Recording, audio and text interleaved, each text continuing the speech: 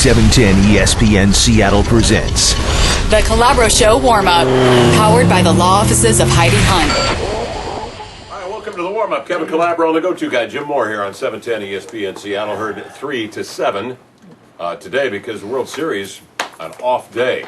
Good night for viewing last night. World Series Game 2, unbelievable end of that game in the ninth inning of play. And Arizona, UCLA, I could not take my eyes off that first half last night. We'll come back talk about that and more stuff right after this.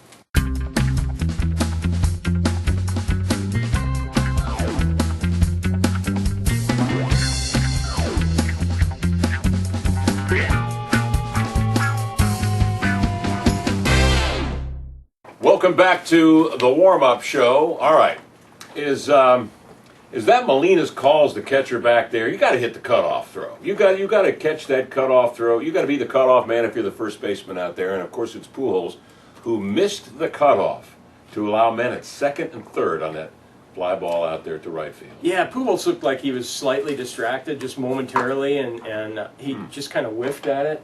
And it was heads-up base running by, who was it? It was Andrus, right? Andrus, yeah. Andrus, yeah. Went to second base. So, Absolutely. and that was the difference in the game, obviously, because if Andrus stays at first, then the sacrifice fly by Hamilton only scores the run, and maybe they go into extra innings after that. Absolutely. How about Tony La Russa removing the man who he won't call the closer, who actually is a closer, Jason Mott.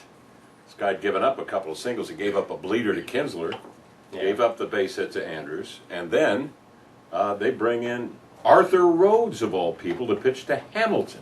I about came off the couch. Well, lefty against lefty, and then you see in the postgame show, Pierzynski that was the first comment from him. All the experts were on that. Questioning what he was doing, I was kind of, even though Hamilton's been slumping, he's still Josh Hamilton. You don't really want to pitch to him, but I would have thought about maybe putting him on there, loading the bases, possibility, and getting a double play, maybe a home plate to first type situation. But the last thing I probably would have done was brought in Arthur Rhodes, but it's really hard to question Tony La Russa when he makes moves. He's been on a roll. He's the guy that brought him from 10.5 back in August to where they are now with wins over two very good clubs, Milwaukee and Philadelphia, to get where they are now. But that was one of those deals where if you're a casual fan like me, you look at that and you're thinking, boy, what are the experts going to say? Because that just doesn't seem right. And everybody was on La Russa last night. So now, that's a big, big turn of events.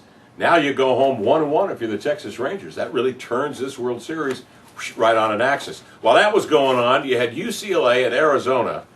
Arizona, with their new head coach or interim coach, guy's been an assistant there for 36 years, just got it done last night. I mean, they racked up in their first two series of downs 79 yards. That's more than they average per game. They averaged 78 per game against UCLA. Didn't look like the Bruins came ready to play at all. And then, of course, the fight as the first half ended with a streaker who was out there disguised as an official. Imagine that. Did that game not look like a team playing for a coach that they just didn't care about? It looked like the last game that Neuheisel was going to coach at UCLA, because I thought they were going to fire him at half. Well, I guess Guerrero, the AD, came out afterwards and gave him another vote of confidence. He said, we'll wait and see and appraise things after the year. But boy, and then what? They fell behind 42-7, and then they kicked, they got a safety, and they kicked a field goal. And a student manager from the soccer team trying to kick field goals in the first half. Right. Seriously. Well, they've had some injuries there and all that. I still defend Neuheisel, but I'm getting on shakier and shakier. I like Neuheisel too, but he's on shakier and he's a hell of shakier an interview, ground. but He's a hell of an interview. apparently he's not a very good coach. Let's put it this way. Coach Neuheisel will be better in the media for a year or two and then back into head coaching somewhere if he decides to do that. That's our warm-up. Join us at 3.